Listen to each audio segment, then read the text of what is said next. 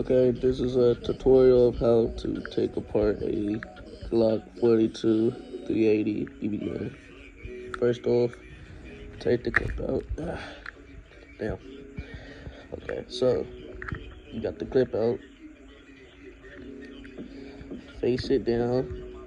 Use a dominant or pointing finger, whatever you want to call it. Use these two side buttons. Slide it forward. Then you got these. You got this, so you can take and then take this apart. Take the spring out. Then you take the barrel out. Now you got everything. You got the clip. You got the clip, everything.